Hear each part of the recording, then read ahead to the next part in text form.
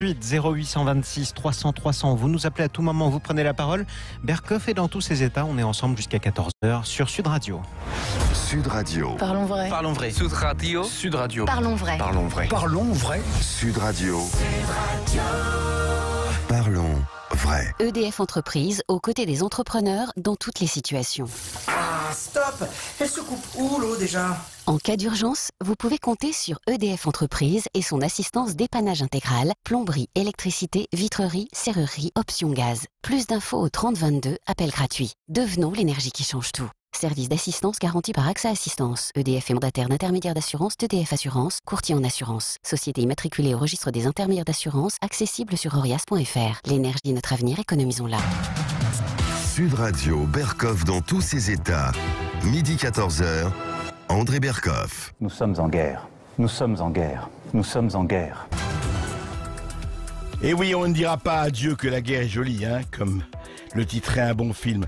D'abord, je voudrais vous remercier à tous, auditeurs de Sud Radio.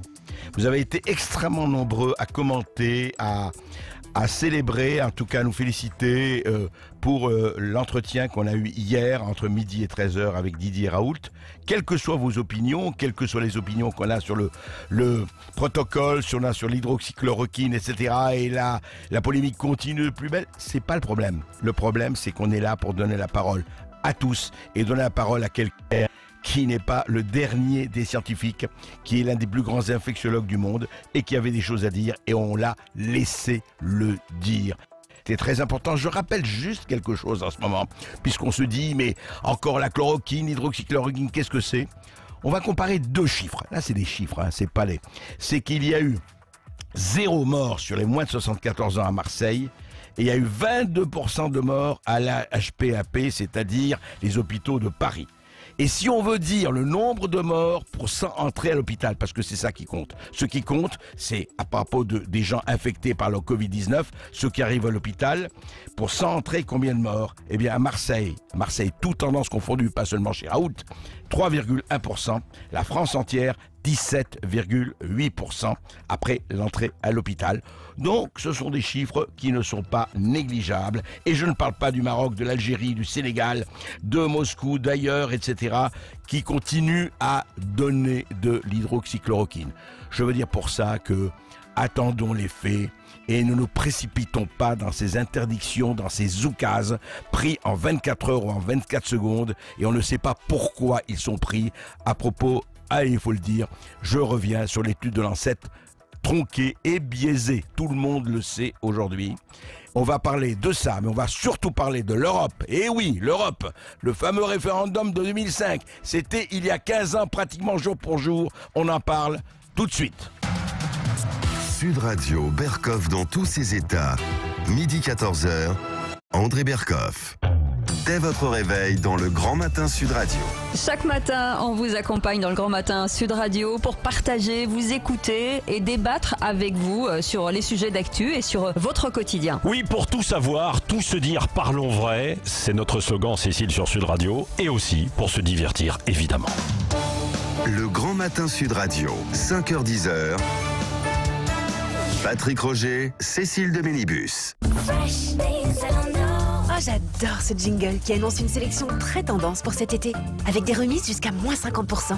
Et ça tombe bien, c'est bientôt la fête des mères. Profitez des fraîches des Zalando avec des remises jusqu'à moins 50% et du service essayez d'abord, payez après. Détail de l'offre sur zalando.fr. Je dis oui pour une nouvelle voiture et des offres très performantes. Je dis oui à la reprise et au financement. Je dis oui à Debar Automobile.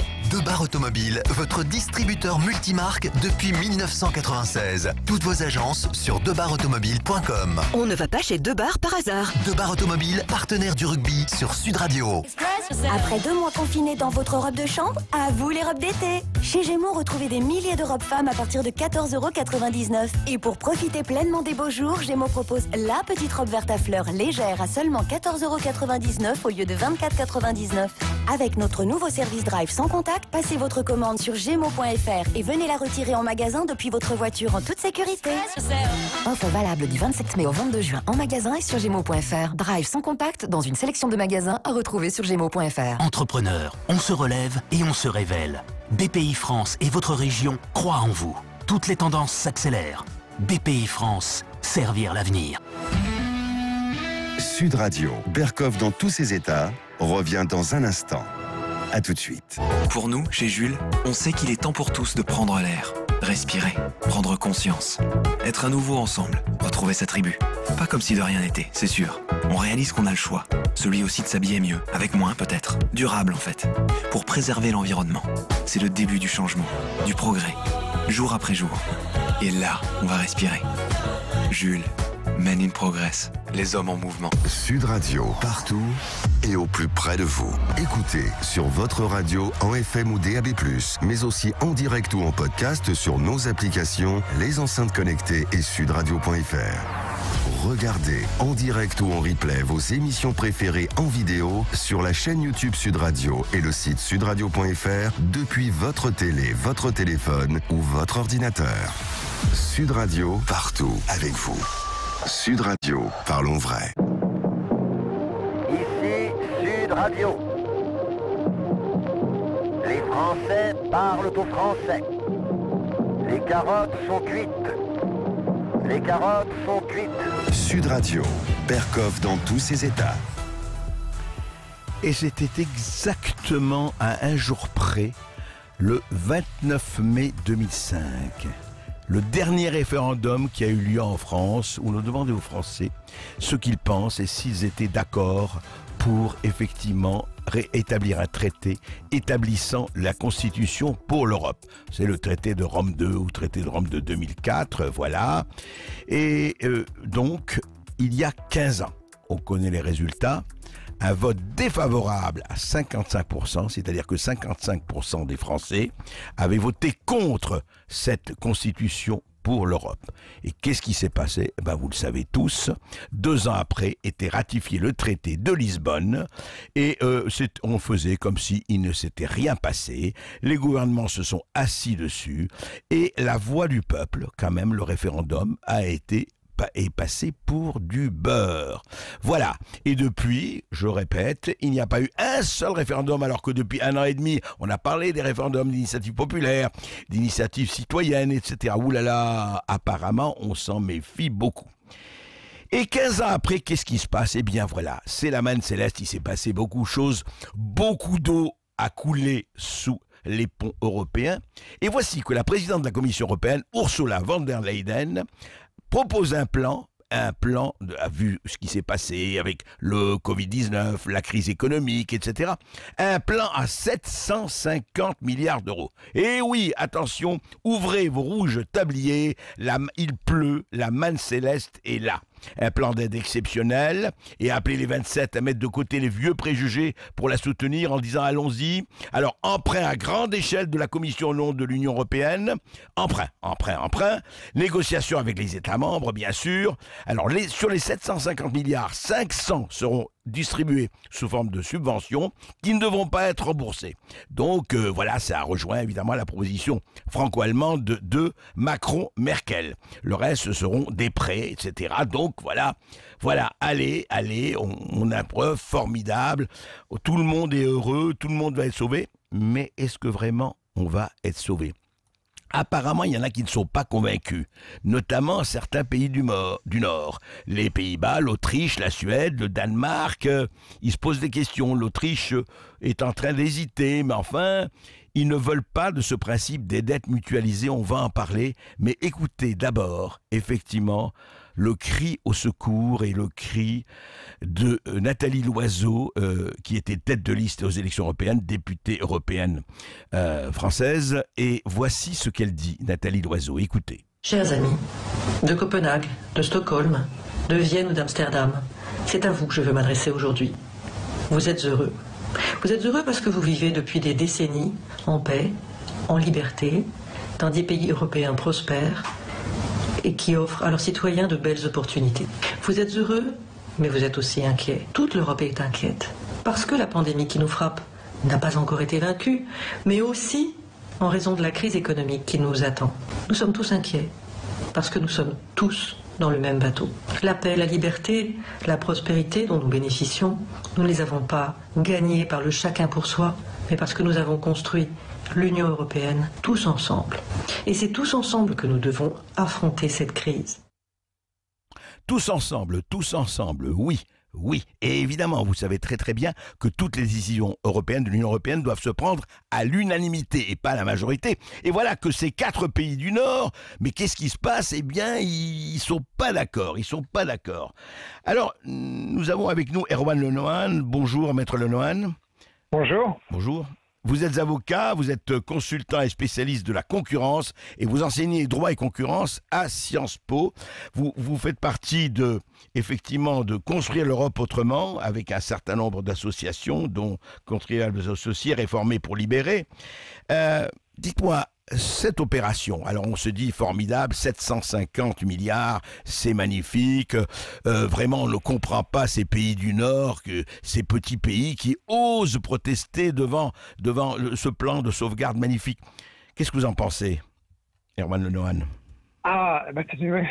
C'est effectivement quand même un moment important dans l'histoire de l'Europe, parce que c'est le moment où une partie où la Commission a décidé de dire concrètement, en dépit de ce qu'elle défend dans son discours, de mutualiser des dettes.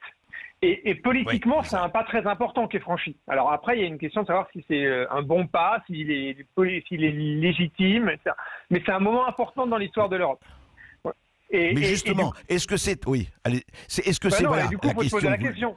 Est-ce que ce pas est légitime? Est-ce que ça va dans le bon sens? Est-ce que c'est un sens qui est fait avec l'approbation des peuples? Et quel est ce sens? Clairement, c'est un sens qui est celui d'un sens fédératif. On va vers une fédération européenne. C'est l'idée quand même que au fond, on met toute petite partie de notre argent en commun et qu'on va payer les uns pour les autres par solidarité, un peu comme on le fait au sein de la nation française, la nation italienne. Et on se dit, tiens, s'il y a une catastrophe naturelle dans le sud-est de la France, c'est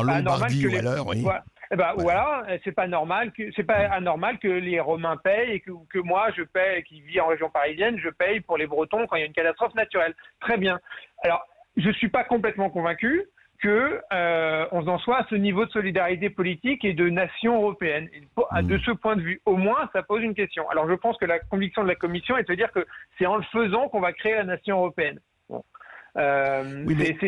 Oui, Erwan Lenohan, pardon, ça c'est très bien, les convictions, l'idéologie, mais est-ce qu'on peut emprunter? C'est quoi cet emprunt? C'est ça qu'on comprend pas. Formidable, 750 milliards, ils viennent d'où? Qui va les payer? Est-ce qu'il y a une mutualisation des dettes? C'est très bien, mais la dette, c'est ad infinitum, on fait quoi?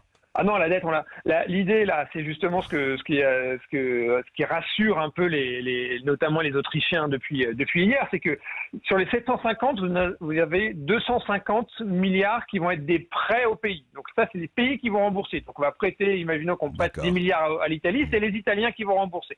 Et sur les 500 autres milliards, c'est de l'argent où la France, l'Allemagne, etc. vont dire, nous, on apporte notre garantie pour rembourser le moment venu. Concrètement, dans un premier temps, ça ne nous coûte rien, parce que la garantie, ça ne coûte pas d'argent. C'est juste de dire si ça rate, on paiera, mais l'idée, c'est que ça ne va pas rater.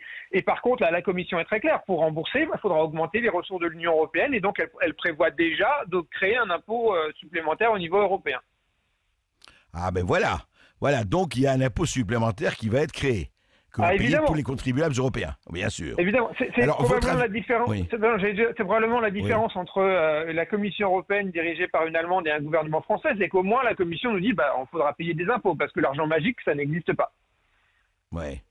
Mais alors, vous, votre opinion là-dessus, est-ce que mutualisation des dettes, d'abord, à votre avis, est-ce qu'on va pouvoir convaincre ces 4 pays européens? Bon, l'Autriche, effectivement, balance en ce moment, mais comme c'est la règle de l'unanimité, à votre avis, vous êtes, je dirais, optimiste là-dessus, juste sur le fait que ça peut se faire et que ça va se faire?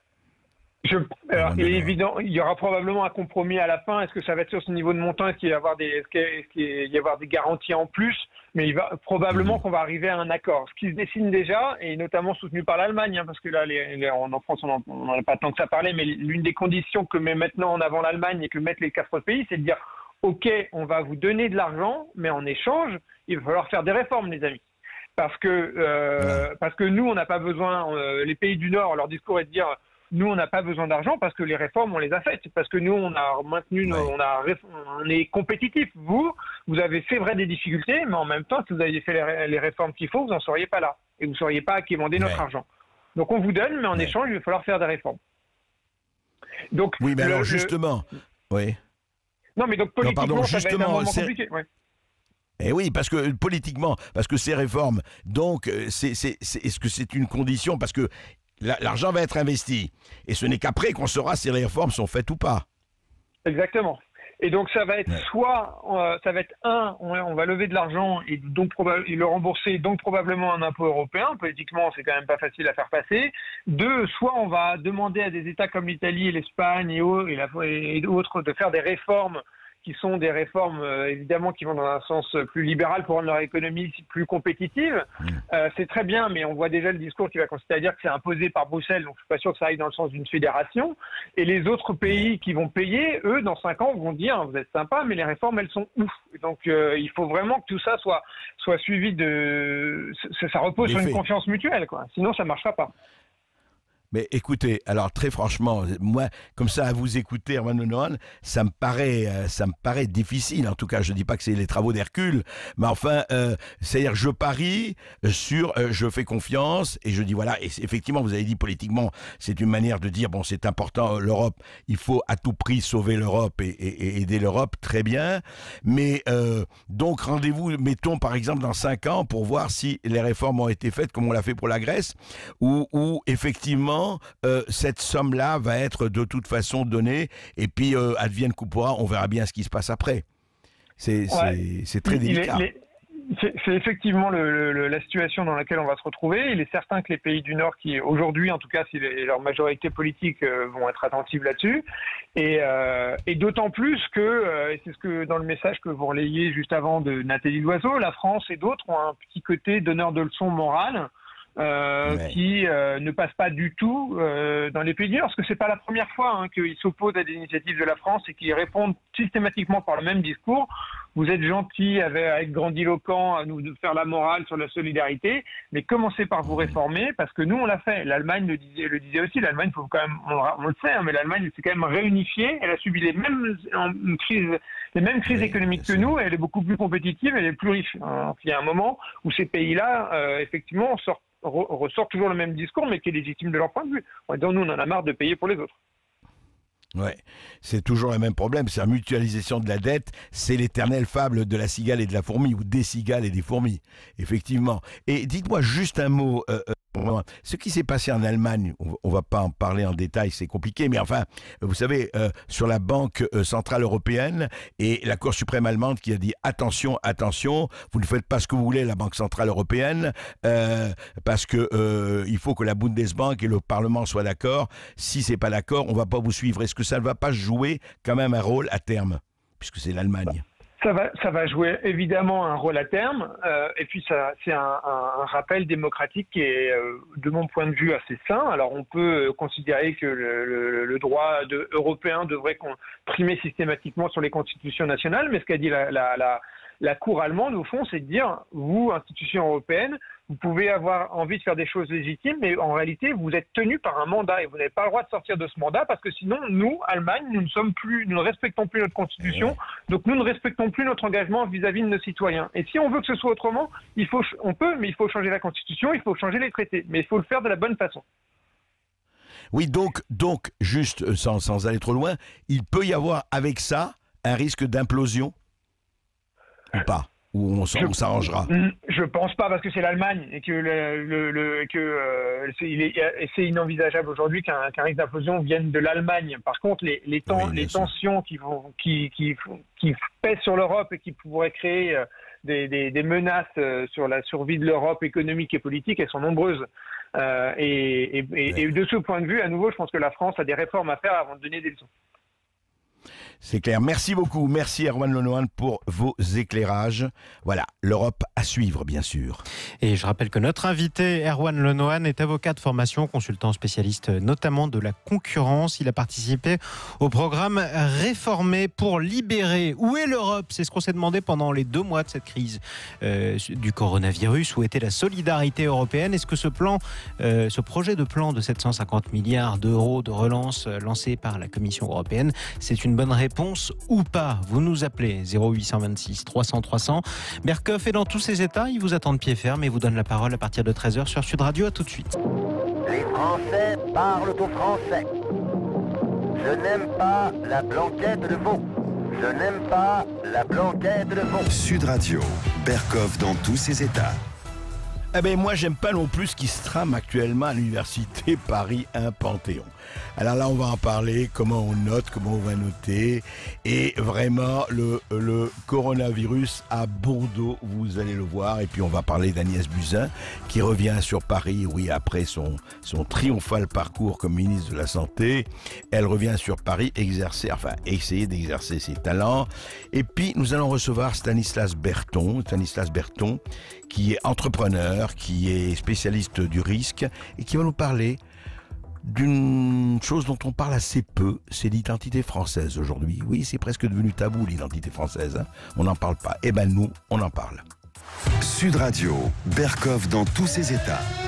Lanceur d'alerte. Lorsque le proviseur à la fin de l'année nous lut les résultats, il fut bien étonné. La maîtresse elle rougit comme un coquelicot, car nous étions tous pris d'excellence, d'excellence. Et c'est pas formidable. Eh ben Maxime Le Forestier, il ne croit pas si bien dire. Eh ben ça va être ça, si le tribunal administratif de Paris confirme son interdiction. Je m'explique. Voilà, il y a un bras de fer qui s'est joué à Paris 1 Panthéon-Sorbonne Université depuis quelques jours. D'un côté, des dizaines d'enseignants, le président de l'université, le ministère de l'enseignement supérieur. De l'autre, les syndicats d'étudiants et certains professeurs. Alors de quoi s'agit-il ? Eh bien écoutez bien, le 5 mai, une mesure adoptée par la commission de la formation et de la vie universitaire de Paris 1 a validé la non-prise en compte des notes inférieures à 10 pour le second semestre afin de lutter, c'est officiel, contre les inégalités entre étudiants exacerbées par la crise du coronavirus. Effectivement, ils étaient confinés, ils n'ont pas pu y aller, etc. Mais qu'est-ce qu'on conclut ? Est-ce qu'on peut dire, bon, on fera peut-être les examens plus tard, on va renvoyer ? Non ! Pas une note à moins de 10. Pas une note à moins de 10. C'est pas beau ça, c'est pas beau. Alors ça c'est magnifique. Je crois que, écoutez, je ne sais pas si Pol Pot, Brejnev ou autres en ont rêvé. Eh bien voilà, le tribunal l'a fait et si on suit Panthéon 1 Sorbonne, eh bien voilà, effectivement, 73% des étudiants disposent d'un équipement informatique personnel. 73% c'est déjà pas mal, mais 40% ne s'estiment pas en mesure de supprimer des épreuves à distance en temps réduit. Alors attendez, il y a quand même un problème là. C'est-à-dire que prétexte que pendant 2 mois, on a été confinés, eh ben on va donner des notes 10 sur 20. Attendez, il y a quelque chose. René Chiche est prof de philo, il a enseigné depuis 30 ans et on l'a reçu pour son très bon livre, son excellent livre, La désinstruction nationale, paru aux éditions Ovadia. René Chiche, ça vous inspire quoi ce fait de dire il n'est pas question de noter à moins de 10 pour ces pauvres étudiants confinés ? Dites-moi. Bonjour André Berkoff, merci de cette invitation. Donc il m'est arrivé plusieurs fois de parler d'éclipse de la raison. Vous savez que le sommeil de la raison engendre des monstres. Mais là je pense qu'on est passé au-delà de l'éclipse. Je me demande quand est-ce qu'on va se réveiller. Vous avez dit, pour introduire le sujet, que la Covid avait bon dos. Je pense que cette épidémie est révélatrice de tous les travers, en fait, qu'on a laissé s'accumuler. Bien entendu, l'histoire telle qu'on la connaît maintenant dans les médias de cette université, de cette interdiction de prendre en compte les notes inférieures à 10, elle est ridicule. Je veux dire, quand on la présente ainsi, elle est parfaitement ridicule. Vous imaginez bien, moi ça m'est arrivé d'ailleurs plusieurs fois, quand j'ai des élèves qui ne travaillent pas mais qui veulent réussir, puisque c'est ainsi maintenant que le système scolaire et universitaire constitué. C'est-à-dire qu'on promet, même par la loi, la réussite à tous, mais sans s'interroger sur le prix et sur l'objet même et le contenu de cette réussite. Bien sûr. Donc moi, si je rentre dans une Allez-y. salle de classe et que je demande à mes élèves, bon, écoutez, quelle note vous voulez que je vous mette? Ils me demandent tous de leur mettre une excellente note. Je leur dis, chiche, je vous mets 18, mais ce n'est pas la note que vous méritez, c'est la note que vous avez demandée. C'est pas la même chose. Hein. Donc il faut savoir ce qu'on veut. Il faut savoir, effectivement, j'ai vu, comme vous, un syndicat étudiant bien connu, l'UNEF, qui est, d'ailleurs je me demande jusqu'à quel point on peut se dire, on peut constituer un syndicat quand on n'est pas salarié, mais enfin bon, passons. Un syndicat étudiant, donc bien connu, l'UNEF, a écrit à des professeurs en les qualifiant de jusqu'au boutiste, de professeurs jusqu'au boutiste, tout simplement parce que ils refusent une telle mascarade. Alors, bien entendu, la situation est très très compliquée. Ça, il faut pas effectivement se leurrer. Et il y a peut-être des aménagements à faire. Même dans le temps, oui. Voilà, des aménagements plus intelligents que ce qui a été proposé. Ce qui est frappant dans cette affaire, c'est que c'est une commission qui est devenue compétente sur les modalités du contrôle de l'acquisition des connaissances. Ça, c'est quand même une prérogative du professeur.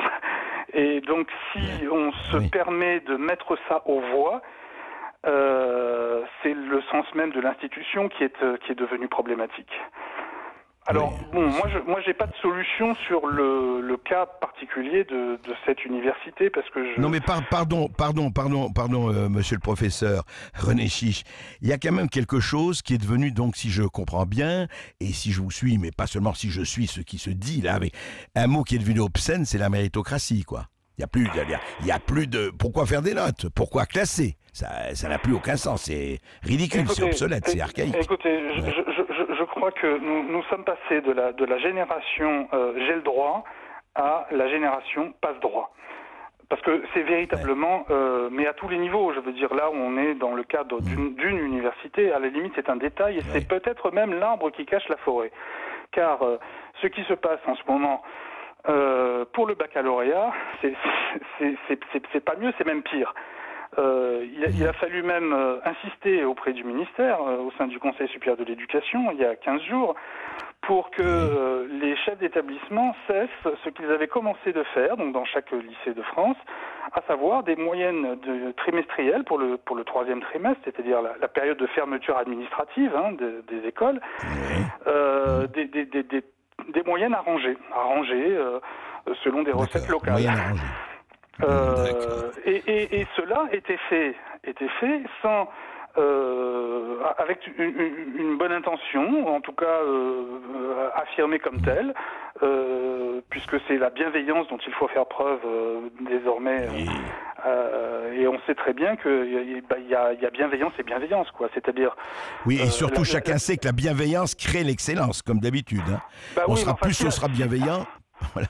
Si la bienveillance consiste à mentir et à leurrer et à tromper tout le monde sur son niveau, en réalité, cette bienveillance est exactement le contraire. C'est une contradiction dans les termes. Donc, moi, je suis extrêmement inquiet parce que, en réalité, ce qui se passe là n'est que la pointe d'un iceberg, et que le fonctionnement général de l'institution est en train de perdre complètement tout repère. Ça concerne même d'ailleurs des concours de recrutement de l'éducation nationale. Bon, vous savez, évidemment, encore une fois, toute cette épidémie a contrarier un certain nombre de choses, évidemment. Bien sûr, on le sait. Mais c'est pas une raison. Tout ne peut pas se régler simplement, et c'est vrai que moi je reconnais que c'est très compliqué. Mais c'est pas une raison pour demander, encore une fois, des passe-droits. Vous avez des concours qui se sont déroulés avec des épreuves écrites, qui ont pu avoir lieu dans certains cas, d'autres qui n'ont pas pu avoir lieu, et puis vous avez des concours externes de recrutement et des concours dits internes, c'est-à-dire qui concernent soit des enseignants contractuels qui veulent passer par exemple un CAPES, etc., ou soit des titulaires déjà qui veulent obtenir une agrégation par voie interne. Donc les concours internes, contrairement aux concours externes, le ministre n'a pas pu fixer des épreuves orales comme elles étaient fixées. Et des admissibles à ce concours, qui sont à peu près 4000, réclament l'admission pure et simple, sur la base de on ne passera pas l'oral, on a passé... Voilà, exactement. Non mais effectivement, tout se tient, c'est la théorie des dominos, et vous avez tout à fait raison de le rappeler. Mais juste un mot, comment on peut demander... je voudrais juste comprendre ça, c'est une dernière question. René Chiche, monsieur le professeur, comment peut-on demander comme ça en disant, écoutez, vu ce qu'il y a eu, et on reconnaît que c'est compliqué, tout à fait, on dit voilà, les notes de moins de 10, pas question. Mais comment on peut nommer, je sais pas, moi, peut-être que nous sommes d'esprit obsolète, mais enfin, comment on peut dire, attendez, maintenant moins de 10, pas question, comme vous dites, l'oral, par question, etc., etc. Qu'est-ce qui se passe dans le mental de ces gens? C'est de dire, allez, on va passer sous la moquette, comme toujours, on se refile la patate chaude, et puis après moi le déluge. Mais je pense, hélas, que ces étudiants et une partie des professeurs sont le produit de l'évolution du système scolaire en France depuis à peu près 40 ans. Là, on est en train d'en récolter les fruits, et moi, je vais vous dire même, ce n'est pas fini. Le pire est devant nous. Le pire est devant nous. Bien entendu, la note, ça a toujours été la note d'un travail. Non, là maintenant, la note, ça va être la prise en compte d'une situation psychologique, d'une situation sociale. Bon, à partir du moment où on fait de l'école le moyen pour régler, ou en faisant croire en tout cas qu'on va régler les inégalités sociales, au lieu de faire de l'école le moyen d'acquérir une instruction digne de ce nom, à ce moment-là, on met le doigt dans un engrenage et on ne sait pas où on va. Là, effectivement, nous sommes stupéfaits par une telle demande, ne serait-ce qu'une telle demande. Moi, si j'avais siégé dans cette commission, j'aurais levé les yeux au ciel pendant toute la réunion. Mais vous auriez même protesté. En tout cas, non, mais ce que vous dites, René Chiche, ce qui est extrêmement important, c'est que ça, c'est en fait le triomphe absolu, on n'espère pas, de la culture de l'excuse. C'est-à-dire les raisons sociales, etc. Comme vous dites, ce n'est plus l'école pour effectivement le savoir et la transmission du savoir, c'est l'école pour l'égalitarisme absolu, et puis le reste, on s'en fiche. C'est un peu ça, quoi. Moi, maintenant, si on prend en compte les circonstances particulièrement exceptionnelles de cette session-là d'examen, aussi bien dans le supérieur que dans le second degré, je crois qu'on aurait pu faire preuve d'un peu plus d'honnêteté, peut-être même de courage, en disant ce ne sont pas des vrais diplômes, ce sont des équivalences de diplômes compte tenu des circonstances. Mais là, on veut continuer à sauver les apparences, et pour sauver les apparences, on ment. C'est ça qui va pas. Qu'on donne, parce que pour le baccalauréat, ça va être pareil, hein, vous allez voir dans un mois les résultats du baccalauréat. Je ne sais pas comment, du chapeau de qui, magiquement, on va sortir entre 80 et 90% de réussite. Ni au nom de quoi il y en a 10% qui seront mis de côté. Mais ce qui est certain, c'est que les élèves, en tout cas, depuis 2 mois, savent très bien qu'ils n'auront pas d'épreuve. Donc que le baccalauréat, il leur est déjà donné. Et c'est donné, sans qu'ils aient passé d'épreuve, Et ces élèves-là, dans 2-3 ans, quand ils seront dans l'enseignement supérieur, qu'est-ce qu'ils vont faire? Ils vont réclamer... Et oui, on saura ce qu'ils vont réclamer. Merci beaucoup, merci René Chiche, on en reparlera avec vous. C'est un épisode, et comme on dit, allez, donnez-moi, comme disait Enrico Macias. Et je ne sais pas si Dieu vous le rendra, on verra. Et je rappelle que notre invité René Chiche est professeur agrégé de philosophie et qu'il est porte-parole du syndicat Action et Démocratie, CFE-CGC.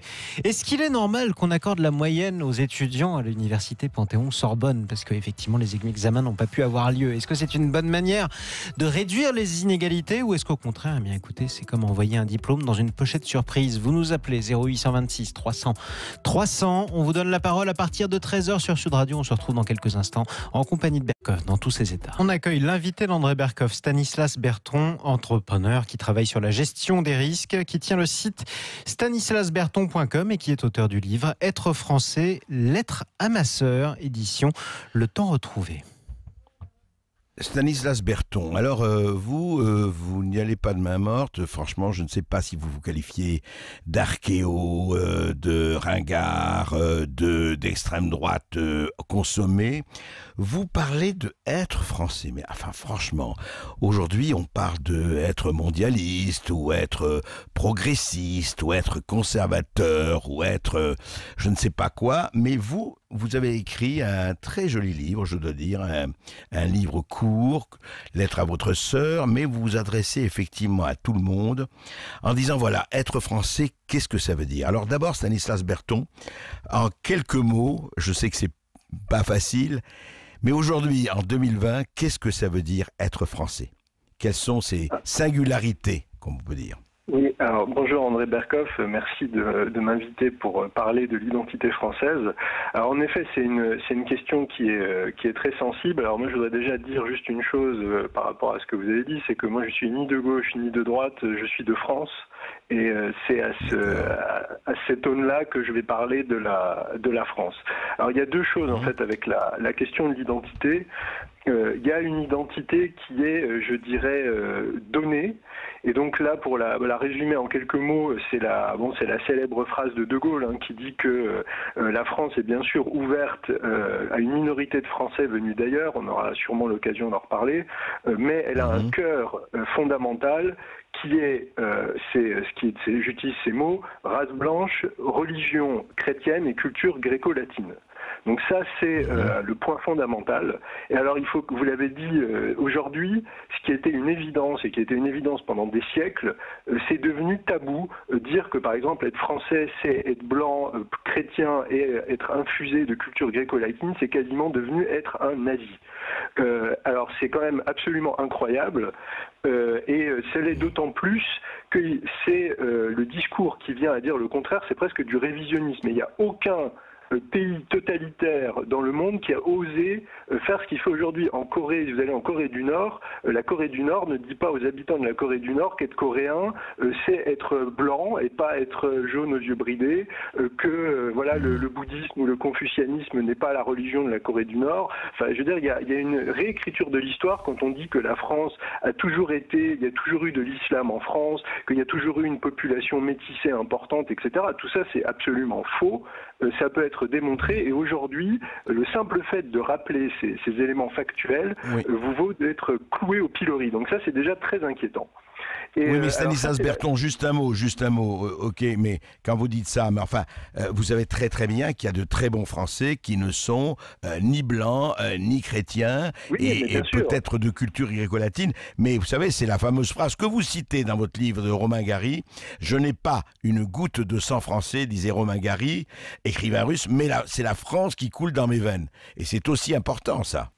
Oui, bien sûr, mais absolument. Mais d'ailleurs, c'est un faux procès qui est fait à la France, parce que la France a été un des pays qui a été le plus ouvert justement sur les Français venus de l'étranger. On a eu dès les années 60 Gaston Monnerville, qui était un président du Sénat qui était noir. Il y a eu des témoignages, par exemple, des Afro-Américains qui venaient en France dans les années 20 et qui étaient sidérés d'être traités à la terrasse des cafés. Avec tout à fait normal, alors qu'il y avait une ségrégation qui était horrible aux États-Unis, qui a dû attendre les années 60-70. Donc non, pas du tout. Mais ce qui faisait la différence autrefois, et ça c'est toujours la question, c'est qu'il y avait une assimilation et surtout il y avait un modèle de référence, une identité française à laquelle les Français de l'étranger devaient se référer. Et c'est ça qui a changé, c'est-à-dire qu'avant il y avait ce socle de l'identité française et bien sûr la France était ouverte, mais il y avait ce socle auquel on se référait. Et ça, c'est quelque chose de très important. Et je voudrais dire une deuxième chose sur l'identité, parce que souvent il y a cette critique de dire mais de toute façon l'identité c'est quelque chose qui est construit. Bien sûr que c'est quelque chose qui est construit, et l'identité française telle qu'elle se présente aujourd'hui est une construction. Mais c'est une construction qui a fait la force de la France, parce que la France a créé cette identité nationale qui était le royaume de France à l'origine, après qui est devenue la République. Elle s'est construite, ça lui a donné un avantage immense sur ses voisins, parce que l'Italie, c'était des villes rivales, il n'y avait pas cette unité italienne, il n'y avait pas cette identité italienne, il y a toujours d'ailleurs cette fracture entre le nord et le sud de l'Italie qui est toujours très marquée. Il y a l'Allemagne qui était... Même pareil, l'Allemagne aussi, enfin à l'époque, oui. Exactement, et d'ailleurs c'est quelque chose qui a été compris par un génie qui était Bismarck. Bismarck a compris que pour que l'Allemagne pèse en Europe, il fallait inventer l'Allemagne. Comme la France avait pesé en inventant la France, et les rois de France ont inventé la France, et ça a été parachevé par la République, eh bien, il y a eu cette idée de Bismarck qu'il fallait inventer l'Allemagne pour que l'Allemagne devienne la grande puissance européenne. Il fallait inventer l'Allemagne de toutes pièces, et il a fait l'union de l'Allemagne sur le dos de la France, avec la guerre de 70.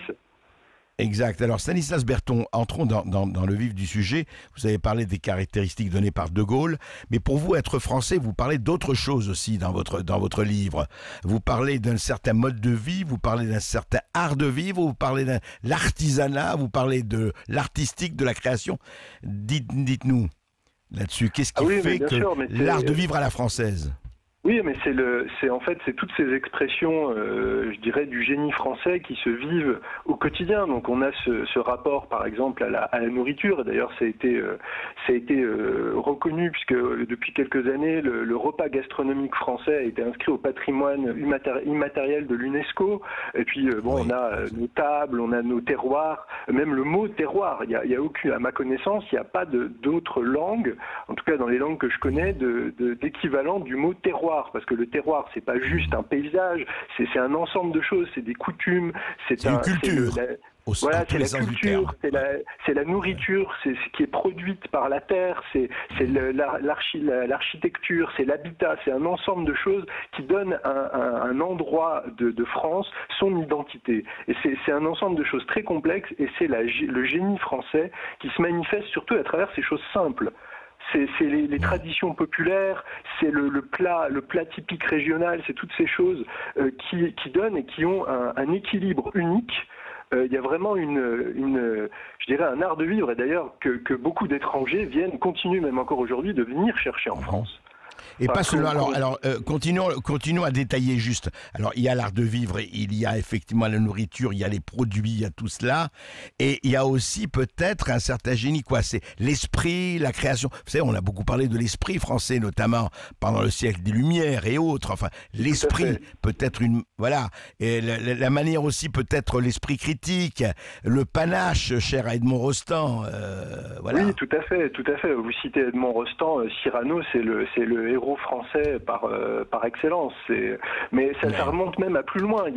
Par exemple, il y a l'esprit chevaleresque, la chevalerie, cette idée qui est, on va en parler, qui est à la fois, qui est le mélange de la tradition française, les Français sont quand même des guerriers, il y a quand même aussi la gloire militaire française, l'armée française, c'est quelque chose d'extraordinaire, c'est l'alliance de ça et du christianisme qui est la protection des faibles, et ça donne la chevalerie et l'amour courtois, qui remonte déjà au Moyen-Âge. On a un rapport à la femme qui est unique. Je veux dire, l'idée que le chevalier va se mettre au pied de sa mie, etc., cette figure de la femme, j'en parle un petit peu dans le livre, la France a une relation très particulière avec les femmes, célèbre la femme d'une manière qui est absolument unique dans le monde, et d'ailleurs, c'est pas un hasard si la France, et notamment nos cathédrales, sont toujours placées sous le patronage de la Sainte Vierge. La Sainte Vierge, c'est cette figure féminine qui veille sur la France, et ça aussi, c'est quelque chose d'unique que les Français prennent peut-être un peu pour acquis, mais qui est très spécifique également. On va en reparler avec vous, on reste ensemble, Stanislas Berton, et avec les auditeurs de Sud Radio. À très vite après les infos. Et vous nous appelez 0826 300 300, juste après les informations, comme vient de le dire André Berkoff. C'est vous qui avez la parole en compagnie de l'invité d'André Berkoff. Je rappelle, nous sommes en compagnie de Stanislas Berton sur Sud Radio. Il est entrepreneur, travaille sur la gestion des risques et il est auteur de ce livre Être français, lettre à ma sœur. C'est publié aux éditions Le Temps Retrouvé.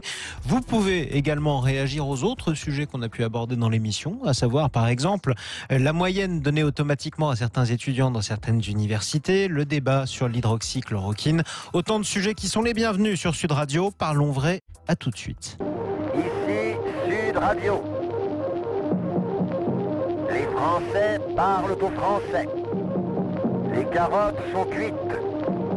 Les carottes sont cuites. Sud Radio, Berkoff dans tous ses états. Et oui, dans tous les états, la France dans tous ses états, nous sommes tous effectivement à la fois vigilants, à la fois interrogatifs, et puis nous discutons. Ça aussi, l'art d'être français, c'est la discussion, la libre expression. Et on espère que ça le sera, sinon ce n'est plus la France. Justement, avec nos éditeurs, on va en parler tout de suite. Mais Stanislas Berton, est-ce que, effectivement, le slogan les libertés, égalité, fraternité, mais parlons de liberté, ça aussi c'est une des singularités d'être français. Je ne dis pas que les autres pays ne le sont pas, mais enfin, ça a été quand même l'une des choses les plus importantes depuis les philosophes, depuis la Renaissance, depuis même avant, bien sûr. Ça a été cette espèce de capacité à avoir question à tout. Est-ce que ça fait partie toujours de l'identité française, Stanislas Berton ? Oui, alors il y a ça fait partie cet esprit, comme vous dites, cet esprit critique, cette soif, mais c'est surtout il y a deux choses, il y a un peu cet humanisme français qui vient clairement en tout cas qui s'est greffé sur le christianisme. Ça c'est quelque chose de très important. On pourra en parler, et notamment puisqu'on parle de ça, de ces valeurs républicaines, mais il faut savoir quand même qu'elles viennent du christianisme. Ça c'est quelque chose que la gauche oublie. L'universalisme, la laïcité, les droits de l'homme, tout ça, ça vient de la pensée chrétienne, de théologiens chrétiens, et en fait, comme dit très bien un auteur qui a écrit un livre remarquable sur l'influence de la pensée chrétienne sur l'Occident, Tom Holland, un livre remarquable, il dit on est comme des poissons qui on baigne dans un océan de christianisme, et en fait on se rend pas compte qu'on baigne dedans. Et souvent les gens de gauche qui confondent l'institution qu'est l'Église avec la pensée chrétienne ne voient plus que toutes leurs valeurs. Oui, mais Stanislas Berton, attendez. Oui, d'accord, c'est très joli de dire on baigne, mais enfin, pendant des siècles et des siècles, on peut pas dire que le clergé a représenté cet idéal que vous exposez. Quand même, s'il y a eu la Révolution, c'est aussi, il faut quand même pas l'oublier, que le clergé était absolument pactisant avec la noblesse et se nourrissait absolument, en tout cas, se gobergeait sur le sang le sang peut-être pas, mais enfin sur la pauvreté et d'autres, et il faisait pas très attention. Il disait attendez, ça se passera très bien, mais le ciel vous le rendra. Hein. Faut quand même pas oublier ça. C'est trop facile aussi. Voilà. Mais par exemple, il y a une chose qu'il faut rappeler, c'est que il y a, par exemple, même à l'époque de l'Ancien Régime, il y a toujours eu, et ça c'est très spécifique en France, c'est le gallicanisme justement.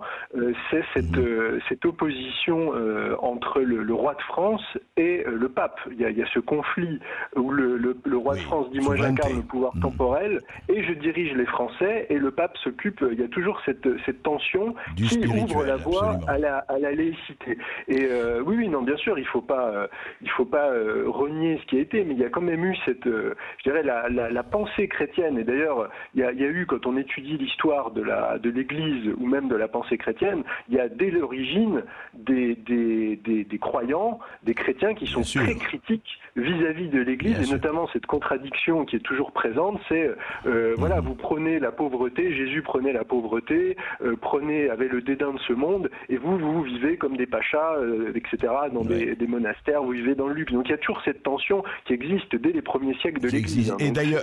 Et d'ailleurs, il ne faut pas oublier que celui qui a écrit le premier livre sur le tiers-état, qui a rédigé la déclaration du tiers-état, était bien l'abbé Sieyès. Donc c'était un abbé. Et qu'est-ce que le tiers-état ? Rien. Qu'est-ce qu'il veut être ? Tout. On va en reparler avec nos auditeurs, Stanislas Berton. Vous restez avec nous. Et mon cher Jean-Marie, qui avons-nous Bien, nous avons Philippe qui nous appelle de Fontainebleau, 0826 300 300. Bonjour Philippe. Bonjour. Bonjour Monsieur Berkoff. Bon, bah, écoutez, je suis gâté parce que je fais partie de ceux qui ont la chance d'intervenir plusieurs fois sur votre antenne. Donc je vous en remercie. Puis du coup, j'ai sauté sur l'occasion parce que j'écoutais votre invité, là, Monsieur Stanislas Berton. Et donc, je vais essayer rapidement de vous faire un peu mon parcours. Alors moi, je me ferai ce que disait De Gaulle, je partage. C'est ce qu'avait dit Monsieur Berton en prélude mais moi, je fais fi de la phrase de Romain Gary. Je vais vous dire pourquoi. Voilà, je m'appelle Philippe. J'ai un nom, un prénom judéo-chrétien. Voilà, Philippe. Pas de souci. J'ai un nom portugais.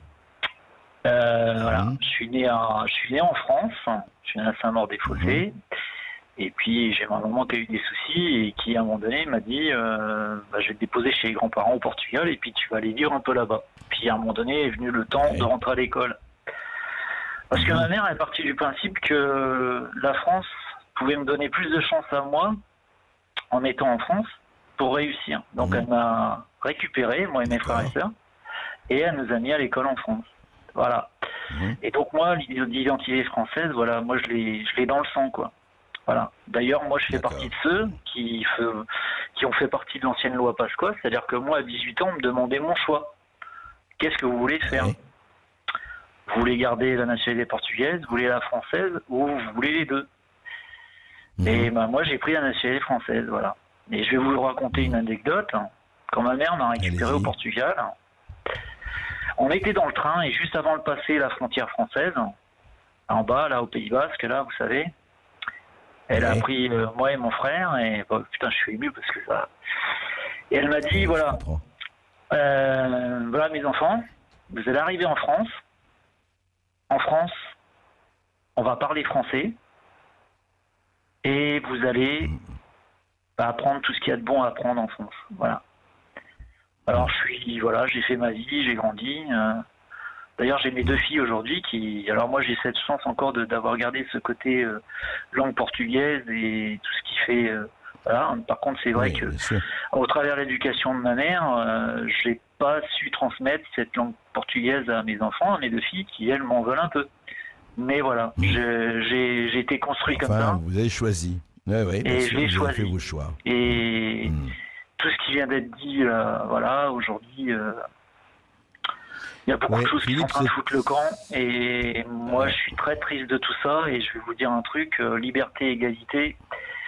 La liberté, depuis 40 ans, on l'a déconstruit, puisque bientôt, ce qu'on appelle la responsabilité individuelle, on est en train de la déconstruire, parce qu'aujourd'hui, on nous prend pour des gogos. Donc, depuis 40 ans, on nous dit, vous inquiétez pas, on s'occupe de vous, c'est nous qui allons tout décider pour vous. Alors cette liberté a fout le camp, puisqu'à travers tout ça, j'essaye d'abréger parce que il y a certainement. Oui, parce que on va en mettre beaucoup là-dessus, hein, Philippe. Non, mais je crois que le plus important, parce qu'on peut parler longtemps de liberté, d'égalité, de fraternité, mais moi je crois que le plus important, et vous avez franchement tout dit dans votre témoignage, parce que c'est aussi ce choix. Effectivement, vous étiez d'origine portugaise, etc. Mais c'est le choix, et le choix, il est fondamental. Et l'assimilation. Stanislas Berton, c'est un très beau témoignage, le témoignage de Philippe. Oui, tout à fait, oui. Et ce que dit très justement, c'est qu'il y avait cette idée qui était très forte, et pour beaucoup de Français qui n'étaient pas justement français par le sang, il y avait ces modèles qui étaient la France, et il y avait cette fierté de devenir français. C'était perçu, d'ailleurs monsieur l'a très bien dit dans son témoignage avec sa maman, c'est que il y avait cette idée que devenir français c'était une véritable chance, c'était une mobilité sociale vers le haut. Il y avait cette idée que la France était une espèce d'idéal vers lequel il fallait tendre.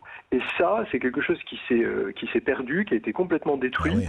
Et pourtant c'est la base de tout, parce qu'on ne peut pas avoir quoi que ce soit, on ne peut pas construire quoi que ce soit s'il n'y a pas cette fierté d'être ce qu'on est, d'être un peuple, de représenter quelque chose. On ne peut rien construire s'il n'y a pas cette base qui existe. Et d'ailleurs, tous les grands peuples du monde ont conservé cette fierté. Les Américains sont fiers d'être Américains, les Russes d'être Russes, les Chinois d'être Chinois. Il y a cette idée, et quand elle n'est pas là, c'est tout l'édifice qui s'effondre parce que c'est la pierre d'angle. On va continuer à parler, merci Philippe, on va continuer à parler avec et écouter nos auditeurs. Et tout de suite, on part à Vichy, on retrouve Eric sur Sud Radio 0826 300 300. Bonjour Eric. Oui, bonjour Monsieur Berkoff. Je viens d'écouter effectivement le témoignage de Philippe, juste avant, qui est un très beau témoignage, et je suis tout à fait d'accord avec sa façon de procéder. L'Europe, ça peut peut-être permettre effectivement une intégration, une véritable intégration des gens, des Européens entre eux, tout à fait, mais je ne sais pas si l'Europe, au jour d'aujourd'hui, c'est ça. C'est essentiellement ça. Moi, je vous le dis franchement, je suis anti-européen. Depuis Maastricht, à l'époque, j'étais jeune, et donc je crois qu'il faut moins d'Europe, parce qu'on fait une mauvaise Europe. Voilà. Je vais essayer de m'expliquer très rapidement. L'Europe, si vous voulez, elle est gérée par des gens qui sont des professionnels, des politiciens. Et je crois qu'on a beaucoup trop de politiciens. Alors en Europe peut-être, en France c'est sûr, enfin sûrement, du moins c'est ma conviction. Et moi, je voudrais simplement dire quelque chose de très simple. C'est qu'à chaque fois qu'on rajoute un étage ou une couche de gestion, je parle gestion, moi, tout simplement. Oui, bien sûr. Eh bien, d'administration. D'administration, voilà. Eh bien, à chaque fois qu'on rajoute une couche d'administration, on augmente les coûts. Tout simplement. Chaque fois que vous éditez ou vous faites une norme, que vous faites un décret, que vous faites quelque chose pour normaliser les choses, vous augmentez les coûts. Et à force d'augmenter les coûts, eh bien, on n'a plus la capacité d'inventer, on n'a plus la capacité de créer. On perd toute capacité parce qu'on s'enchaîne. On s'enchaîne avec des règlements, on s'enchaîne avec des textes, on s'enchaîne. Quand vous avez une véritable envie d'entreprendre, par exemple, eh bien on vous dit, oh là là, mais là, vous savez, il y a 2 lois, il y a 3 décrets, il y a 2 directives européennes. Oui. Voilà. Et ça, pourquoi? Voilà. Pourquoi est-ce qu'on va dans ce sens-là? Moi, je crois que la responsabilité de tous ordres, parce que quelle que soit leur tendance politique, je crois qu'ils sont tous coupables de ça. Ce qu'ils ont besoin, ces gens-là, les politiciens, alors, il en faut, c'est clair, pour gérer, mais je crois qu'on est dans l'excès. On est dans l'excès, ces gens-là justifient leur salaire en créant des choses qui enchaînent les gens. Voilà, alors c'est très caricatural ce que je vous dis. Non, c'est pas caricatural, Eric, en un mot. Évidemment, tout appareil, quel qu'il soit, fonctionne d'abord pour son auto-perpétuation. Évidemment, c'est même ça, c'est pas nouveau, c'est depuis toujours ou presque, et c'est ça qu'il faut casser. C'est là où le problème des contre-pouvoirs est là. En fait, l'histoire de l'Europe, vous le dites vous-même, l'Europe, c'est une idée formidable, à condition que ce soit l'Europe des nations, enfin à mon avis, je donne mon avis. En tout cas, l'Europe où des États ont leur identité, et d'ailleurs ils l'ont, l'Allemagne n'est pas la France, n'est pas la Suède, etc., mais travaillent ensemble. Alors est-ce que c'est les États-Unis d'Europe dont rêvait déjà Victor Hugo? Je ne sais pas, mais c'est évident qu'il faut arrêter cette extraordinaire bureaucratie, ce millefeuille ou ce 10 000 feuilles qui impose des normes sur n'importe quoi, et quand il y a le Covid-19, eh bien se réfugie dans ses égoïsmes. Apparemment maintenant, on sort de l'égoïsme, on verra bien, mais Stanislas Berton, vous êtes une Europe identitaire ou vous êtes pour quelle Europe? Alors, je suis très heureux que vous me posiez la question et que votre intervenant ait abordé ce sujet. Pour moi, c'est très simple. Quand la France tient son rang, l'Europe, ça s'appelle la France. C'est l'Europe de Louis XIV. C'est l'Europe de Napoléon où tout le monde parle français, où être un homme cultivé, sophistiqué, c'est être un Français. Et ça, c'est quelque chose qui s'est complètement perdu. Stanislas Berton, oui, ça c'est fini. Comment c'est fini, comment vous voulez ressusciter ça? Ça peut revenir, et c'est ce qu'on doit faire. Et c'est le travail, je pense, de toute la nouvelle génération. Et il ne faut pas faire perdre cette idée, parce qu'aujourd'hui, cette idée, elle semble absurde. Mais en l'occurrence, et je voudrais dire ça, c'est que si aujourd'hui l'Europe n'est pas française, elle ne peut être qu'allemande. Et aujourd'hui, c'est ça, elle est allemande, c'est l'Allemagne qui contrôle par la monnaie, qui contrôle par les institutions, qui contrôle par son industrie, qui contrôle l'Europe. Donc c'est soit une Europe allemande, soit une Europe française. Et aujourd'hui, bien sûr, c'est une Europe allemande, et ça devrait être la priorité pour notre pays de faire une Europe française. Mais il ne suffira pas juste de se payer de mots et de faire des déclarations. Il faut déjà que chaque Français pense qu'il a quelque chose à apporter à l'Europe, et vous citiez à l'instant Victor Hugo qui disait que chaque nation soit heureuse et fière de ressembler à la France. Je veux dire, c'est quand même cet état d'esprit. À l'époque, quand on pensait aux États-Unis d'Europe, on pensait à une Europe où tous les pays d'Europe ressembleraient à la France. On se retrouve après une petite pause. À tout de suite. Et merci. pas de pause pour nous appeler. C'est toujours au 0826 300 300. Vous avez la parole sur Sud Radio. Auprès de Berkoff, dans tous ces états, on est ensemble jusqu'à 14h. À tout de suite. Sud Radio. Sud Radio. Parlons vrai. Parlons vrai. Sud Radio. Parlons vrai. Oh, j'adore ce jingle qui annonce une sélection très tendance pour cet été, avec des remises jusqu'à moins 50%. Et ça tombe bien, c'est bientôt la fête des mères. Profitez des Fresh Days Zalando avec des remises jusqu'à moins 50% et du service essayez d'abord, payez après. Détail de l'offre sur zalando.fr.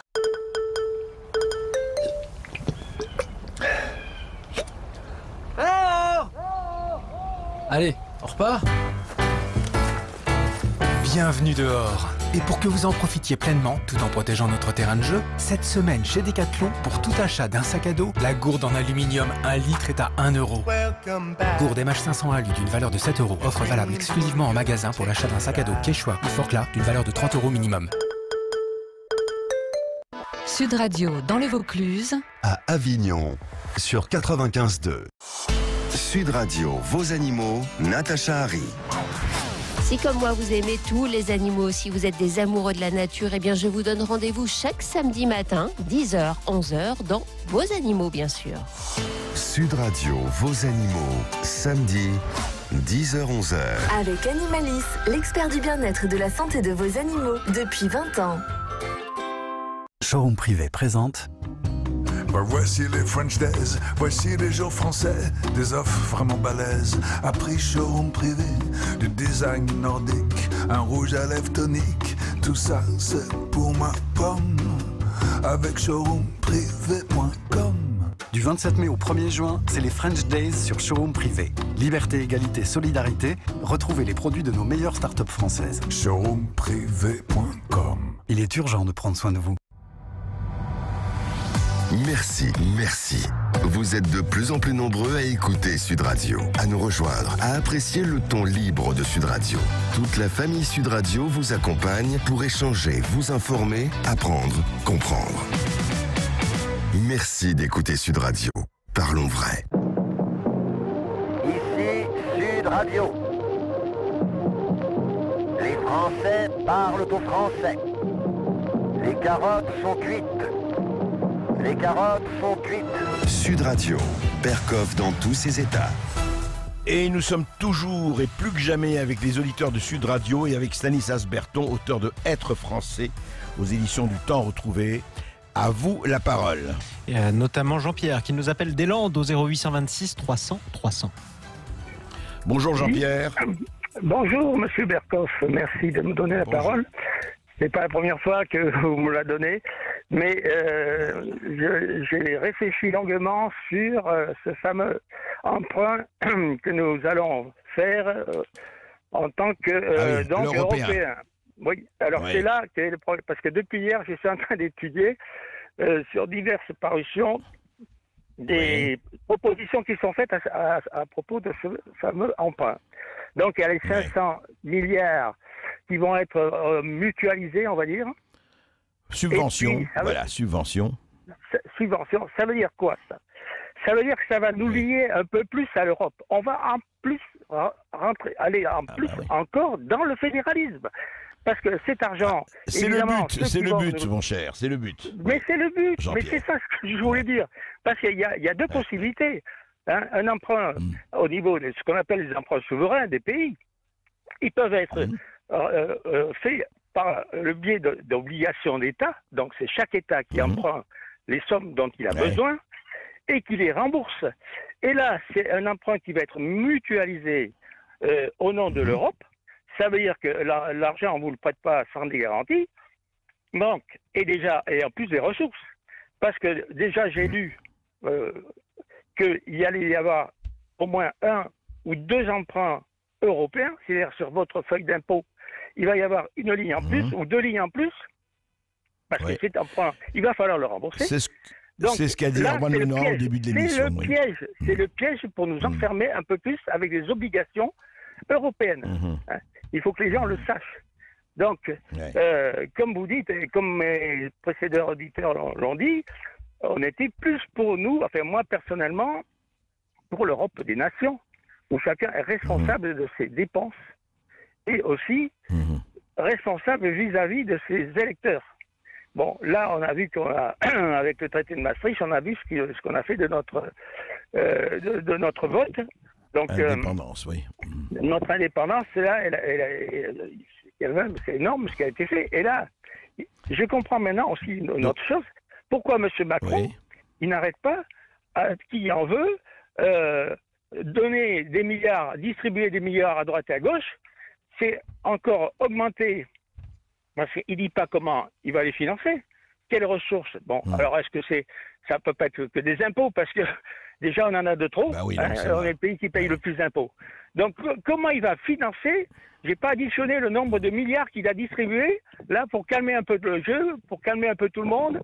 Un coup, c'est les infirmières, un coup, c'est les militaires, après, c'est les gendarmes, après, c'est les usines qui ferment les unes après les autres.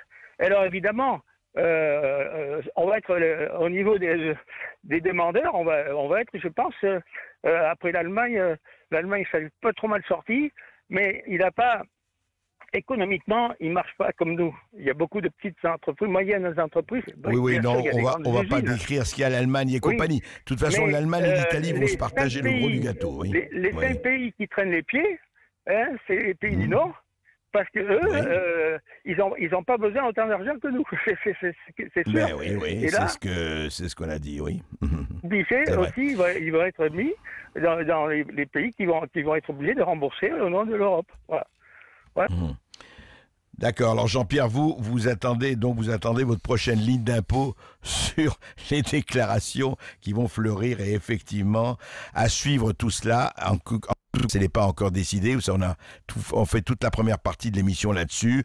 Rien n'est décidé, mais effectivement, on va voir qu'est-ce que ça va donner au niveau de l'Europe et on n'est pas du tout sûr de la bonne direction. C'est le moins que l'on puisse dire. Autre auditeur.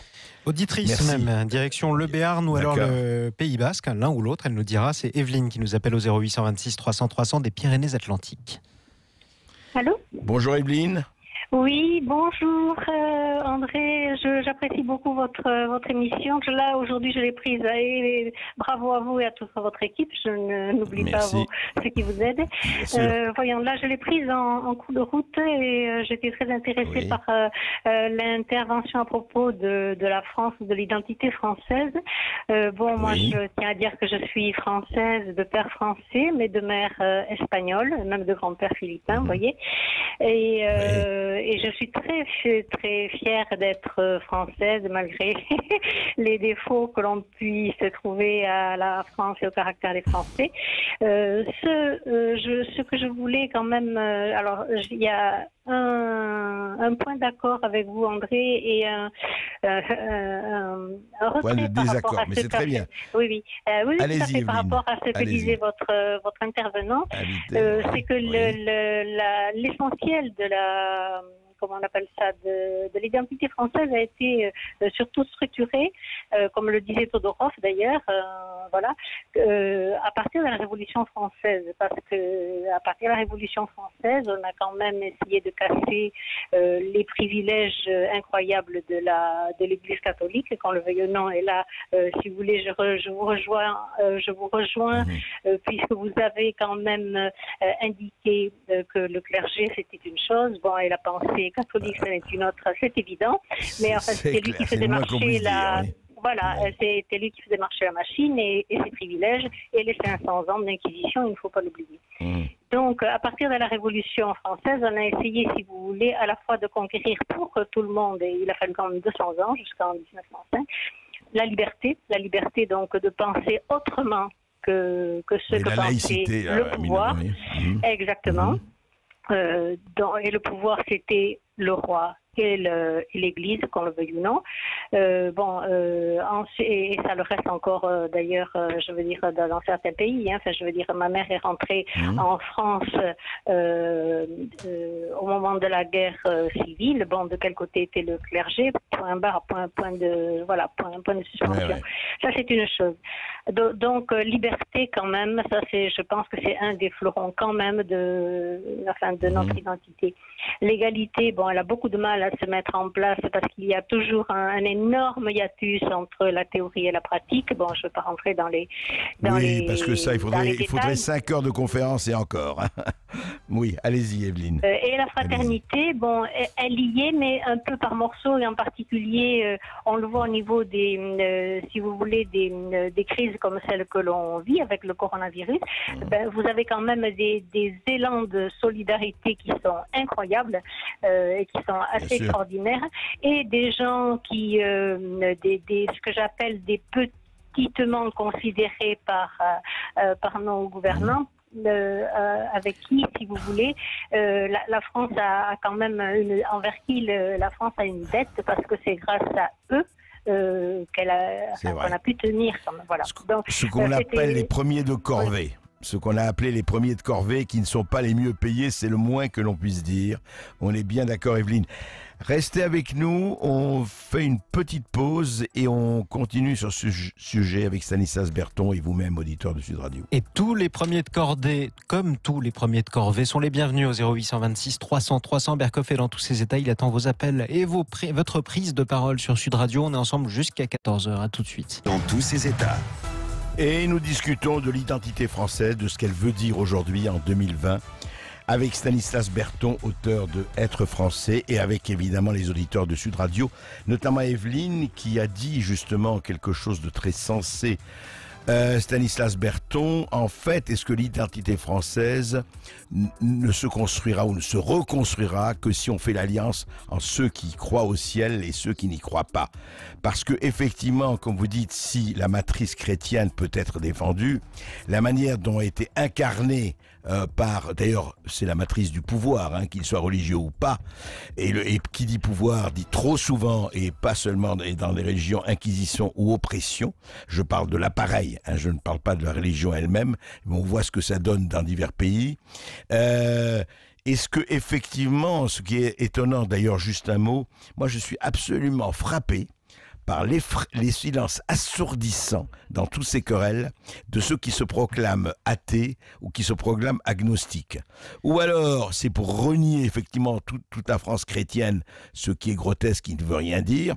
Ou alors, c'est de s'affirmer dans un mondialisme de sous-préfecture pour cacher les vrais problèmes.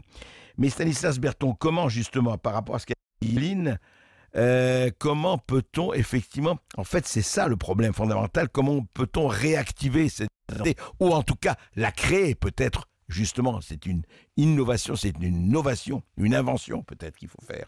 Oui, alors il y a deux choses que je voudrais dire par rapport à ce que vous venez de dire, à ce que vient de dire l'auditrice. La première, c'est vraiment Evelyne, tout à fait. Sur cette idée de pensée chrétienne, il faudrait vraiment faire une émission entière là-dessus, mais il y a vraiment, moi je considère que un athée français, en réalité, ça n'existe pas, parce que même quand on est français athée, en fait, on baigne dans cette pensée chrétienne jusque dans ses structures mentales. Et ça, c'est quelque chose qu'il faut, pour le comprendre, il faut avoir fait un peu d'anthropologie comparée, et comparer la pensée par exemple du monde islamique, la pensée du monde asiatique, et en fait on se rend compte que la façon dont on pense l'existence, dont on pense la politique et tout ça, c'est tellement imprégné de cette pensée-là qu'on s'en rend même plus compte en fait. Donc ça c'est un sujet qui est vraiment très très compliqué. Il faudrait passer beaucoup plus de temps pour rentrer dans le détail. Dessus. Bien voilà, sûr, tout à fait. Mais pour revenir à ce que disait cette dame qui parlait de la liberté qui a été conquise, il y a une chose qui est vraiment fascinante à constater, c'est qu'il y a toujours des permanences anthropologiques et notamment politiques. Et par exemple, on dit on s'est libéré de la noblesse. Mais très bien, mais en fait, cette noblesse, elle s'est reconstituée Aujourd'hui, on a une noblesse républicaine, moi que j'appelle la noblesse d'ENA, c'est plus la noblesse d'État, c'est la noblesse d'ENA. Elle vit avec ses privilèges, elle a ses privilèges, et d'ailleurs, elle a un certain mépris pour le peuple qu'on voit de plus en plus aujourd'hui. On est un peu, ce que disait Marie-Antoinette, ils ont faim qu'ils mangent de la brioche. Donc, on retrouve cet esprit-là. On parle du clergé, on a chassé le clergé, mais en fait, on a un nouveau clergé qui s'est mis en place maintenant, c'est les journalistes, enfin en tout cas une partie des journalistes et d'universitaires, d'experts, etc., qui viennent légitimer le pouvoir. Donc en fait, ce qui est fascinant, c'est qu'on a abattu un régime et en fait, il s'est reconstitué, on a gardé exactement les mêmes fonctions, mais en fait, ça a changé de nom. Et c'est la même chose par exemple, dans l'organisation de la société. On n'est pas une société à l'américaine où il y a un dynamisme, etc., où on aime les gens qui partent de nulle part, les challengers. En France, c'est le diplôme, c'est le statut, c'est on monte les échelons, on respecte les règles, et ça, c'est quelque chose qui correspond au degré de noblesse. Il y a le fait du prince, il y a le président est un monarque élu. On a tué notre roi, et ça, c'était l'intuition de Gaulle qui a mis à la Ve République, on a un monarque élu, et on attend que vous parliez de quelle innovation. Moi, je pense que l'innovation, c'est de retrouver le principe fondamental de la Ve République, qui est qu'il y a un lien direct entre le monarque républicain et le peuple. Et le vrai contre-pouvoir, c'est le peuple. Et notamment avec l'usage du référendum. Voilà, oui, non, mais ça a été liquidé en 2005 avec le référendum sur la Constitution européenne. On a passé outre. Et je pense que, par exemple, dont on célèbre le 15e anniversaire aujourd'hui. Enfin, demain, pas très exactement. Voilà, tout à fait. Tout à fait. Je pense que les revendications, par exemple, des Gilets jaunes, notamment le RIC, cette démocratie populaire, elles pourraient être totalement compatibles avec un pouvoir qui serait fort, mais qui laisserait cette liberté au peuple. Et ça serait l'idée, on irait plus loin que la Ve République, avec cette idée du lien direct entre un chef d'État fort et un peuple qui a une initiative pour faire les lois, etc. Oui, on va en reparler de tout cela. De toute façon, c'est vrai que le clergé, je dirais, politico-médiatique, la noblesse capitalo-administrative, mais ce qui a complètement changé, Stanislas Berthon, les auditeurs de Sud Radio, je vais vous le dire, c'est qu'ils ont réussi à fendiller le tiers-État. Le tiers-État est archipélisé, morcelé et déstructuré, et là, il y a vraiment aussi du pain sur la planche. Un auditeur, en effet. Nicolas nous appelle au 0826 300 300 depuis Paris. Oui, bonjour Nicolas. Bonjour Monsieur Berkoff. Je suis très heureux de pouvoir m'exprimer dans votre émission. C'est la première fois et je sais qu'on peut toujours compter sur vous pour s'éloigner de la pensée moutonnière. On essaye, merci. Donc, moi je voulais revenir sur le 10 sur 20 pour tout le monde. Évoqué par Monsieur Chiche, donc un peu plus tôt dans votre émission. Oui. C'est possible, je peux en parler. Bien sûr, allez-y. D'accord. Tout à fait.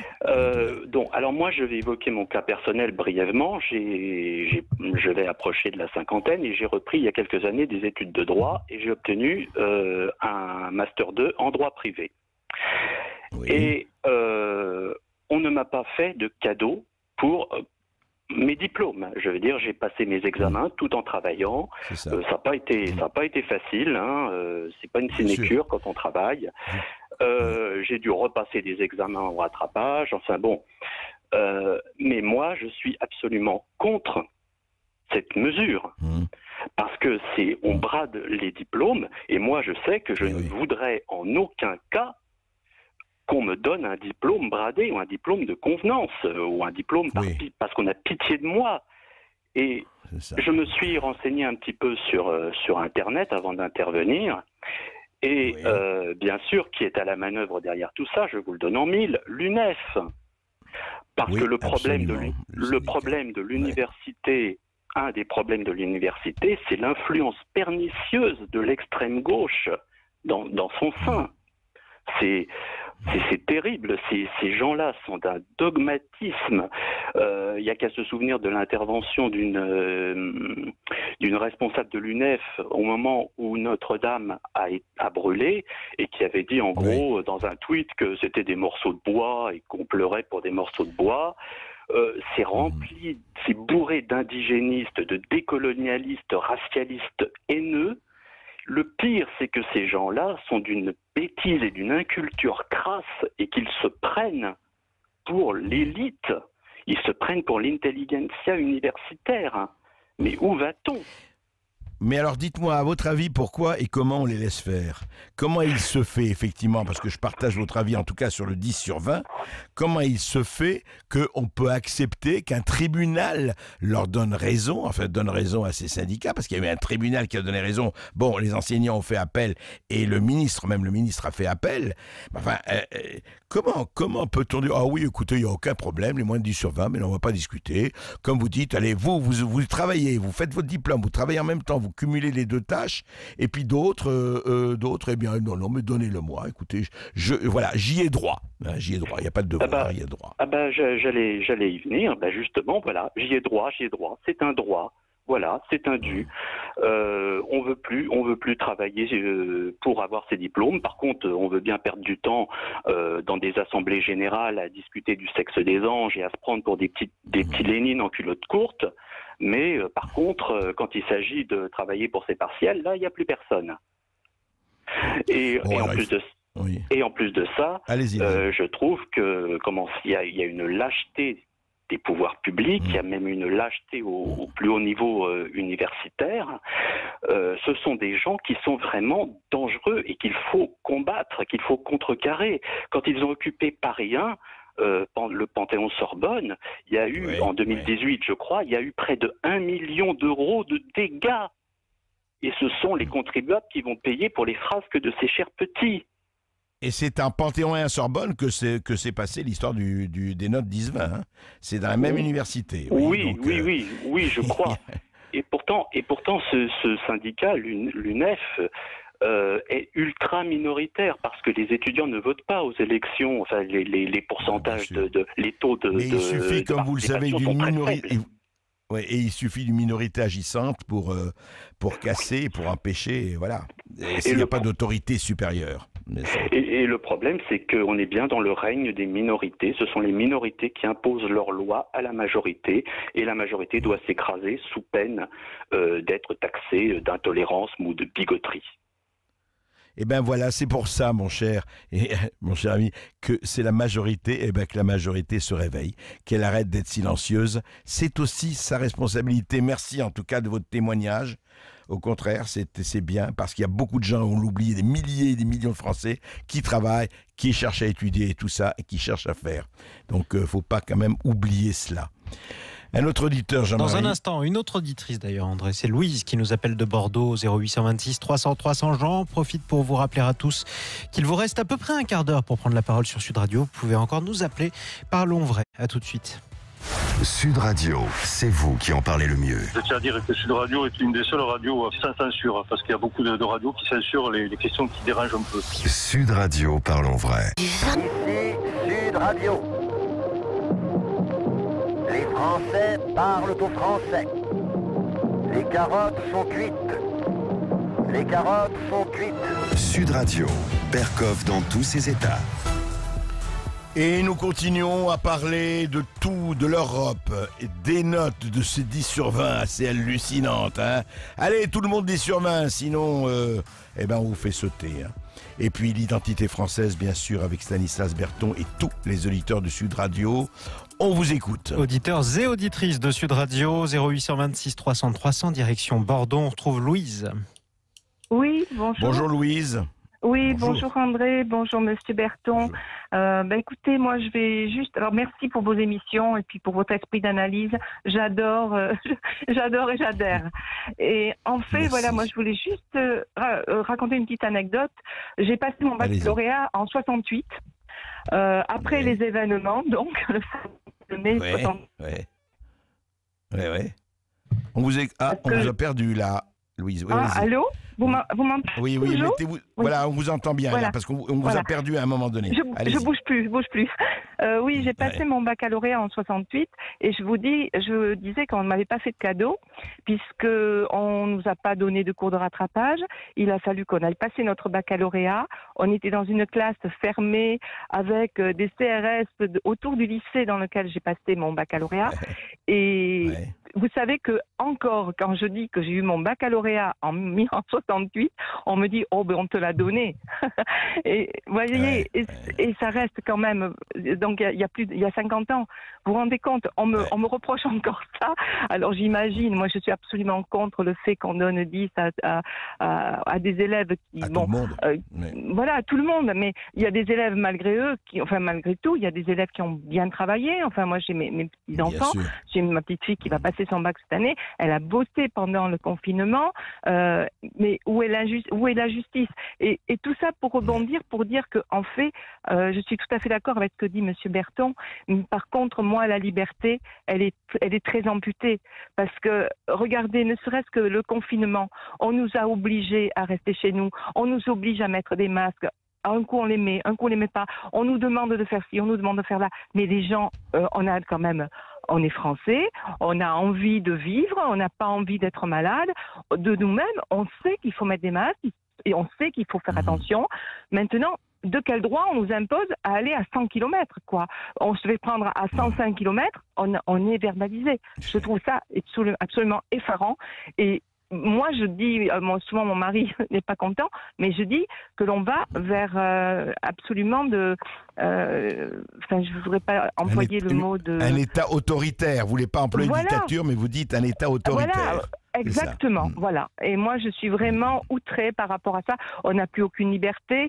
La fraternité, on l'a parce qu'on se l'a fait. Et voilà, enfin, je suis un petit peu...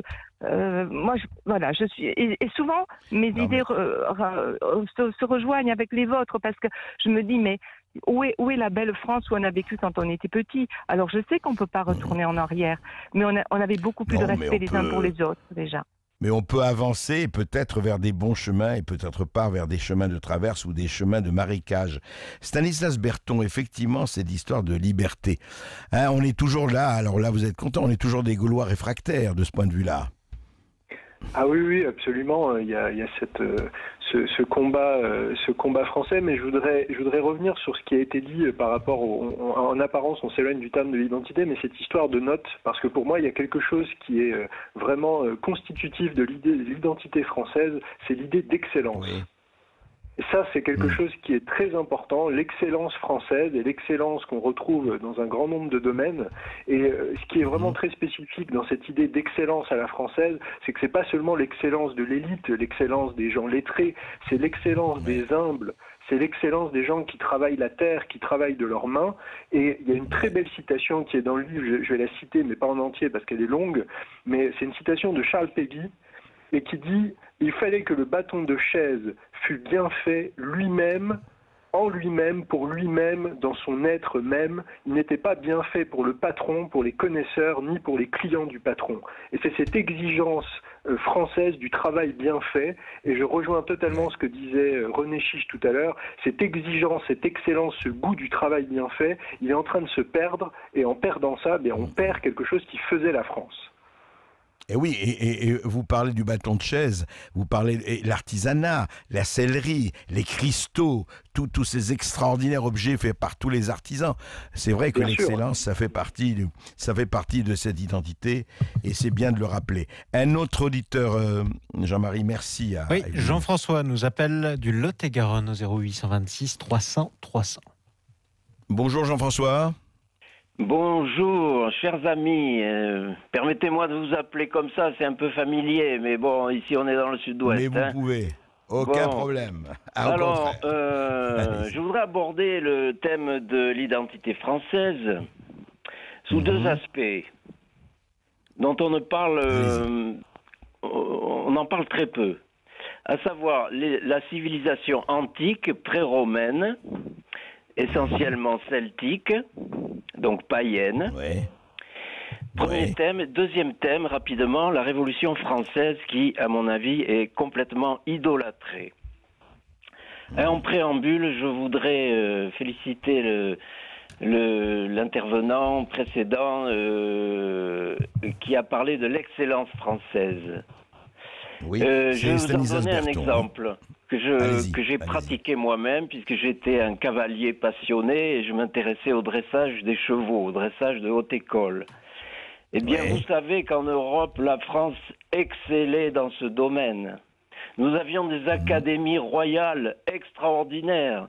Nous avions des maîtres, des véritables maîtres, qui étaient admirés dans l'Europe entière. Surtout à partir du XVIIIe siècle, XVIIe, XVIIIe et même XIXe, nous avions eu des génies dans ce domaine. Et il y avait un principe au-dessus de tout. Ça s'appelait la légèreté française. C'est très joli ça, c'est bien de le rappeler. Français. Et cette légèreté se retrouvait dans l'art équestre, monsieur. Eh bien voilà, ce sont des choses qui sont en train de se perdre. Et moi, pourquoi, dites-moi juste, pourquoi vous parlez au passé, justement, avant de revenir, vous dites c'est fini, cet art équestre, cet art de... Nous avons lâché prise et nous nous sommes germanisés. Nous avons copié, nous avons lâché nos traditions et nous avons copié les traditions germaniques qui sont toutes en force et en brutalité. Voilà. Avec une certaine par rapport efficacité, par rapport à la légèreté. Ouais. Voilà. Mais c'est plus du tout la même chose. D'accord. Donc vous avez parlé de l'antique et du paganisme, et vous voulez juste dire un mot parce que, hélas, on a envie d'avoir 3 heures pour développer tout ça, c'est passionnant, mais on ne les a pas. Vous parlez de la Révolution française. Oui. Vous disiez que c'était, on l'idolâtrait, que c'était absolument.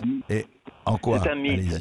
C'est un mythe. La Révolution française n'est pas une révolution populaire, Monsieur Berkoff. C'est une révolution bourgeoise. La bourgeoisie s'est servie du peuple et l'a envoyé au carton. La prise de la Bastille, on a armé le peuple. Mais dès le lendemain, on a repris les armes parce qu'on avait peur du peuple. La Convention, vous savez, Monsieur Berkoff, il y avait plus de 500 députés comme à l'heure actuelle. Il y avait 2 paysans et un ouvrier sur les 500. Le vote, Monsieur Berkoff, vous savez qu'il était censitaire. C'est-à-dire que ne pouvaient voter que les citoyens, les 10 citoyens qui avaient de l'argent pour voter. La garde nationale, Monsieur Berkoff, c'était une garde bourgeoise. Il fallait payer son équipement. C'était pas le peuple qui était dans la garde nationale. Cette garde nationale qui a tiré sur le peuple le 14 juillet 1790, pour faire l'exemple. Voilà un des mythes de la Révolution française. Nous sommes gouvernés par ces mêmes gens, ces bobos. Ces bobos qui tirent sur les gilets jaunes, ce sont les mêmes. Votre interlocuteur disait que la bourgeoisie, nous avons une nouvelle aristocratie, mais pas du tout, ce sont les mêmes. Ce sont les bobos de l'époque qui continuent, Monsieur Berkoff. C'est-à-dire, ce sont ces personnes qui veulent tous les avantages. Ils veulent la liberté, oui, mais la liberté pour eux. Ils veulent l'égalité, oui, mais à sens unique. La fraternité, mais la fraternité ne se décrète pas, monsieur, elle vient du cœur, pardon. Alors pour revenir à l'Antiquité, nous ne sommes pas des latins, c'est encore des mythes ça, c'est encore des paradigmes. Nous avons adopté la civilisation latine, nous avons adopté la langue latine, mais il y a eu 2000 ans de civilisation celtique.